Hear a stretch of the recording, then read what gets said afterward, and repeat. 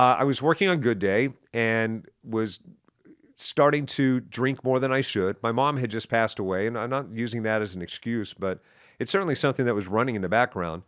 And every week I would host charity events. And keep in mind, these charities, a lot of times it's their year-end event. And as they should, they're going big and they're letting their hair down, and maybe they're drinking more than they typically do. And, it's cause for celebration. Why not? Mm-hmm. The problem is I'm hosting these things sometimes twice a week. And when in Rome, I'm there going big with them. Oh, yeah. But it's not my event. It's not my one time when I know not only do I have to be up at 4 a.m. tomorrow morning, but then also I have another charity gig tomorrow night. I just started drinking more at these events I see. And then one fateful night, I was at a Christmas party charity event at Memorial Auditorium, and I had too much to drink and left. And by the time I got to Roseville, I knew that I shouldn't be driving. I pulled over in Old Roseville, was looking for my cell phone to see if I could find the cable to charge it so that I could get a Lyft or Uber. And suddenly, my car was illuminated almost like extraterrestrials were about to extract me. And I realized, Roseville PD. Oh, no. So this is how it's going to go down.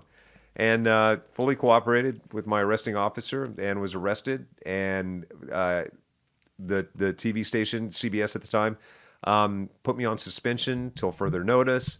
And they just kept pushing the suspension. And the courts threw the book at me, as they should have.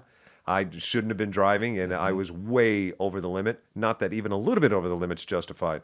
But I'm grateful they threw the book at me because it really made me take a look at myself and change the way I was living. I stopped drinking for some time at that time, and just knew that I was going to have to make life adjustments at that point. Really take ownership in what I was doing, what I'd become. Wow. And did. What did the process look like to go from, wow, I have a drinking problem, to I don't drink anymore? Yeah, I don't want to act like I know it all, because I don't, and that's when you really get into trouble. Well, what you did personally. They threw the book at me, and I'm grateful for that. Because of that, I had to go to both AA classes and then also counseling, in-house counseling for some time, followed up with just weekly meetings, not AA, just weekly counseling meetings about it. And through a combination of all of that, I just, started to get tools and not have a problem with it. I will say, I haven't had the usual triggers where you can't walk into a bar or you can't be around alcohol. None of that has seemed to be a trigger for me. And keep in mind, I wasn't a daily drinker. I didn't have to keep a blood alcohol content. I wasn't an alcohol addict, as it were. I just had events where I would tend to go big and bigger. And so I just would go to these events knowing there was going to be alcohol around, knowing that it wasn't an option for me to have alcohol. And it worked. I blinked an eye and had crossed the 5-year mark without incident. Yeah, you had sufficient motivation to where That's the other thing. Whenever, you're forced into having an officer or two stare at you while you're peeing into a urinal, that level of humiliation will tell you, never again will I do anything that puts me in a situation where I have to do this. And I have bashful bladder to begin with. On a good day, I can't use the bathroom in a public stall.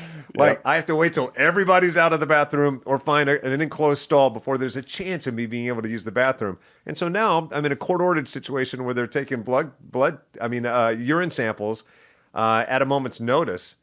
And I drink Diet Coke without ice. One time I was drinking a Diet Coke at Topgolf, and someone saw me, I think, and called the probation officer because they knew something was up. Yeah. I got a call, and she said, "We want to see you immediately." So I had to leave Topgolf. I went to my probation officer. They demanded a urine sample immediately. Wait, someone called to tell on you, thinking you were drinking or something? I think so.